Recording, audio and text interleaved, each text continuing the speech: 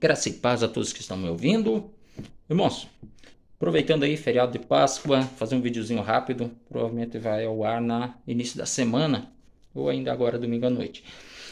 Vi muitas postagens interessantíssimas aí nesse final de semana de Páscoa e muitas também que são pedra de tropeço para os desatentos, tá bom? Então aqui, meu puxãozinho de orelha a pastores renomados, tá? Não vou citar nome, mas quem colocou aí suas postagens deve saber muito bem, que estão acrescentando coisas à palavra de Deus e outros diminuindo. Então, a palavra de Deus recomenda, aquele que acrescentar algo ou diminuir algo, e isso for pedra de tropeço na vida dos desavisados, vai prestar conta da alma deles, tá bom? Tá nas tuas mãos aí, você que ensina. O livro de Tiago diz, cuida você que ensina, porque virá juízo mais severo ou redobrado. Redobrado é 3 vezes, não, 4, né? Porque uma vez você dobra, vira 2, você dobra de novo, são 4.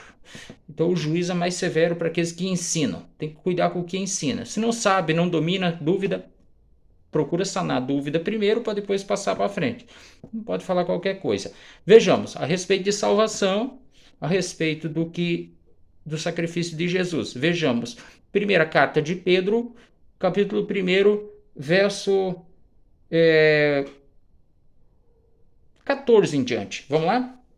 Como pessoas que obedecem a Deus, não se deixem modelar pelos maus desejos de outro tempo, quando vocês eram ignorantes. Verso 15, ao contrário, seguindo o santo que os chamou, tornem-se santos em tudo o que fazem, porque a lei diz, vocês devem ser santo, porque eu sou santo. Isso está escrito aonde? Lá em Levítico, né? Então, e Pedro citou aqui, tá? Vejamos, verso 17. Além disso, se vocês chamam pai aquele que julga imparcialmente segundo as ações de cada pessoa, vivam a sua estada temporária na terra com temor. Vocês devem ter consciência de que o resgate pago para libertá-los do estilo de vida inútil passado a vocês por seus pais não consistiu em algo perecível como prata ou ouro. Verso 19. Pelo contrário, ele custou o sangue da morte sacrificial do Messias, como de um cordeiro sem defeito ou mancha. Deus o conheceu antes da fundação do mundo, mas o revelou no tempo presente por causa de vocês. Por meio dele, vocês confiam em Deus que o ressuscitou dentre os mortos e lhe deu glória, de modo que a sua fé e confiança deve estar em Deus. Agora que vocês se purificaram por meio da obediência à verdade, de forma que tem amor sincero pelos irmãos, amem profundamente uns aos outros de todo o coração. Vocês foram gerados outra vez, não de uma semente perecível, mas daquela que não pode perecer, por meio da palavra de Deus, viva, que dura para sempre. Olha que palavra bonita. Isso é a graça de Deus. A graça de Deus, ela gera uma nova humanidade. O homem morre quando batiza-se. O batismo é um sinal aí de um sepultamento e uma ressurreição. E então você deve parar de praticar as obras antigas. Por quê? Porque o antigo homem, teoricamente, morreu aí, tecnicamente, né? Claro que existe um processo. O Espírito Santo escrever os mandamentos no coração e você obedecer essa palavra, como está dito aqui, agora que se purificaram por meio da obediência à verdade. Então essa verdade é os mandamentos de Deus nas tábuas do coração, né? E no entendimento. Então você se livra de tudo isso, você se livra da tua velha maneira de viver e se torna uma nova criatura, segundo a imagem de Jesus Cristo, que é o novo Adão, né? Vejamos mais um texto muito bacana que diz assim, esforcem-se, isso aqui está em Hebreus, capítulo 14, tá? Capítulo 12, Hebreus capítulo 12, verso 14, que diz assim, esforcem-se pela manutenção da paz com todos e pela santidade, se esforçar pela santidade, sem a qual ninguém verá o Senhor. Cuide que ninguém se perca da graça de Deus. Olha aqui uma sarrafadinha aí nos calvinistas e em alguns presbiterianos também, que diz que salvação não se perde, né? Meu caro amigo não, Nicodemos, Augustus Nicodemos, que gosta de falar que salvação não se perde, né? né? Temos aí vários outros que também falam essas besteiras. É complicado isso aí. Cuide para que ninguém se perca da graça de Deus, para que nenhuma raiz de amargura brote, cause dificuldade e contamine muitos. Que não haja ninguém impuro entre vós. Tá vendo? Agora o verso 18 aqui fala da Jerusalém celestial, né, que entra o assunto aí das duas Jerusaléns aí, verso 22 em diante, né, mas não é o assunto aqui. O assunto aqui é a respeito de se manter na graça de Deus, né? Então, vejamos bem. Eu ouvi alguém comentando que a Páscoa é um sacrifício que Jesus fez, de fato, para permitir que pecadores entrem no reino do céu. Tá vendo? E o que a gente faz com esses textos de santidade? Se o sacrifício de Jesus permite que pecadores entrem no reino do céu, qual é o sentido de Jesus ter morrido numa cruz? Só pensa aí, pensa. Quem está me ouvindo, pensa comigo. Né? Jesus morreu numa cruz, deixou... Olha só, Jesus era espírito com o Pai, era um Deus espiritual, ele virou homem. Então Jesus é o quê? Um Deus vivendo uma experiência humana sem pecado. A Escritura diz que Jesus viveu em tudo sem pecado. Né? Como a gente leu, um sacrifício de um cordeiro sem pecado. Então, e ele voltou para o céu. Agora eu medito com vocês. Se Jesus fez tudo isso, deixou a glória dele, veio se tornar um homem que é muito inferior até a anjo, o homem é inferior aos anjos em muito,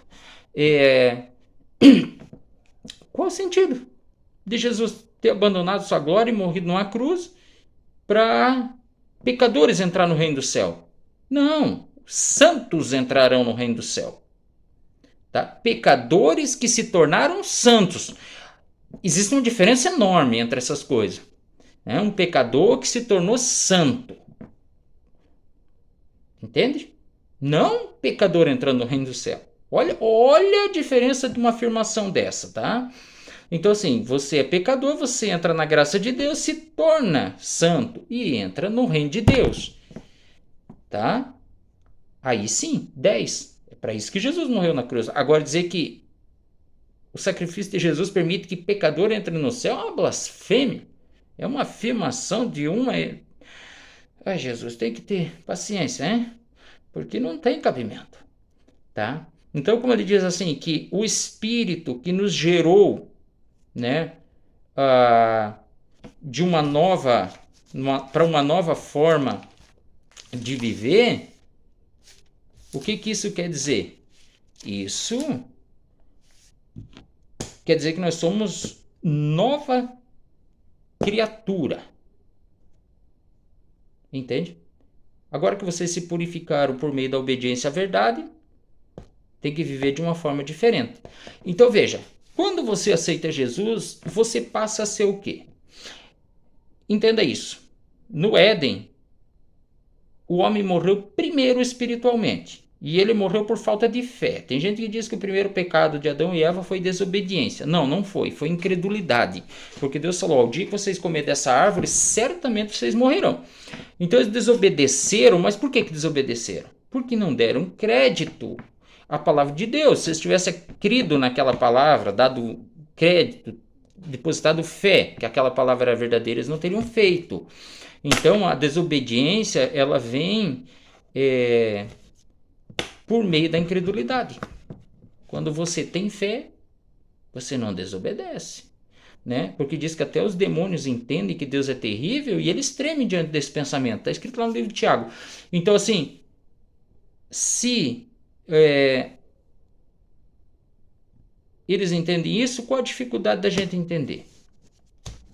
Tá? Se nós estamos sendo gerados, já fomos gerados pelo Espírito para viver outra maneira, o que nós somos? Nós somos homens vivendo uma experiência divina.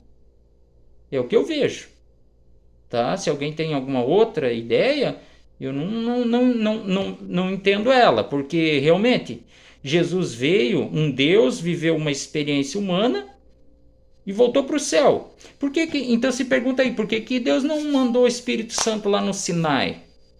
Algum outro tempo depois ou antes? Porque Deus sabia o que era o homem criado em perfeição, no Éden. Mas depois que o homem pecou, a natureza, o homem foi separado da glória de Deus. Então, o que acontece? Deus já não sabia mais o que é a natureza pecaminosa do homem. Entendeu? Por isso que Jesus veio. Jesus veio e se tornou carne semelhante ao homem. Jesus recebeu um espírito. Todo homem recebe um espírito quando nasce. Né? A mulher é um portal que coloca um espírito dentro de um corpo. E ele vem à vida nesse mundo. A importância das mulheres aí que não se valorizam, né?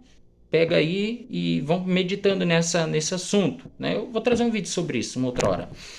É de suma importância. O homem não gera vida, mulher gera. O homem gera riqueza, mulher gera vida. Amém? Aí, veja bem. Então, Jesus veio e quando ele viveu na terra, e depois ele morreu sem pecado e ele voltou para o céu. Agora, pensa comigo aí. O que Jesus adquiriu? O que Deus adquiriu depois que Jesus cumpriu esse ciclo?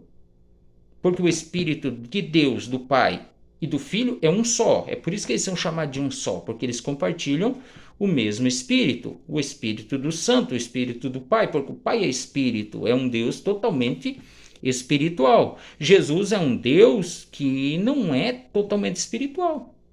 Ele é um homem que ressuscitou e se tornou alguma coisa que a gente não conhece ainda, né? Muitos lá no tempo dos apóstolos conheceram, viram Jesus, puderam tocar, mas nem Paulo falou, eu não sei o que será. Ele diz primeiro se semeia uma semente, depois vem a outra. Então, vejamos, não vamos por esse lado aí, senão a gente vai longe. Agora vejamos. Então, quando Jesus morreu, ressuscitou e voltou para o céu, o espírito dele, que se juntou com o do Pai, porque Jesus tinha uma porção de um espírito de Deus que vem, que é o que mantém o ser humano vivo. Ela é uma porção diferenciada, tá? É uma partícula que Deus coloca em cada ser humano, que torna ele alma vivente, tá? Todo ser humano que nasce recebe uma partícula do Espírito de Deus e ele se torna alma vivente. Senão, entenda a profecia do Vale dos Ossos Secos. Ela conta a formação do homem. Ela mostra como Deus criou o homem do barro, que fez os tendões e tudo, a carne, depois soprou um espírito, tá? Lá explica a criação do homem lá no Éden. Para quem não entendeu, dá uma lida lá que vai compreender esses mistérios aí. Vejamos. Então, quando Jesus voltou ao céu, o que ele tinha? Ele tinha uma experiência no seu espírito do que é viver num mundo em meio ao pecado, mas sem pecar. Então, o que acontece? No Pentecostes, Deus mandou o Espírito dele habitar no homem com essa experiência que Jesus adquiriu. Essa experiência de viver num mundo, viver numa carne, num tabernáculo de barro, onde habita o pecado, que é o tabernáculo do corpo humano, feito de carne, é onde habita o pecado. A Bíblia tem 1 milhão de versos aí que fala sobre o pecado habitar na carne, tá? O pecado não habita no espírito, ele habita na carne, tá? Porque o espírito é santo, o espírito vem de Deus. O espírito ele mantém um corpo pecaminoso vivo, mas o espírito é santo. Porque a palavra de Deus diz assim: o homem volta ao pó de onde ele veio e o espírito volta para Deus, que foi ele quem deu, tá? Então, espírito podre não volta para Deus. Bem simples, bem lógico, né? Então vejamos, Jesus voltou para Deus com uma experiência que ele não tinha antes, nem Deus tinha essa experiência, não tinha. Entendam isso, não tinha. Então Jesus adquiriu uma experiência, um Deus vivendo uma experiência humana, né? Jesus aprendeu o que é viver no meio, viver num corpo de barro, né, de carne, onde habita o pecado, mas sem pecado, dominou sobre todo o pecado. Então ele voltou para o céu com essa experiência, e esse espírito vem no Pentecoste, do Pentecoste em diante, é o que é enviado no homem hoje, né? É o espírito da graça. Por quê? Porque esse espírito ele tem a experiência obtida com Jesus Cristo de como o homem deve viver sem pecar. Então esse é o espírito da graça que é dado por homem. E não foi por boas obras, como Paulo falou. Não foi adquirido porque eu sou bonito ou você é bonito, ou porque você faz alguma coisa que tu acha muito correto, ou qualquer coisa, ou porque alguém pagou para o Espírito Santo ou comprou. Não. Ele veio do Pentecostes em diante de graça. Mas por que de graça? Porque não custou nada para nenhum homem, custou apenas para o Filho de Deus, custou para Deus. Né? Deus teve que pegar o filho dele, que era espírito, lá no céu, mandar num corpo de barro e depois ele morrer numa cruz. E ele voltou para o céu com essa experiência humana. E aí sim, Deus envia esse espírito com essa experiência nos homens mortais para que eles vivam uma experiência divina. Né? Nós vivemos como experiência divina. O que é a experiência divina? Santidade. A santidade é uma experiência totalmente divina. Por isso que diz, sede santo porque eu sou santo. A Bíblia fala muito sobre santidade. Tem muita gente falando que ninguém pode viver sem pecado, porque eles pegam o texto que está lá em João, né, e não entendem o que está escrito lá. São bandidos. O cara que age dessa forma são os bandidos. São bandidos por quê? Porque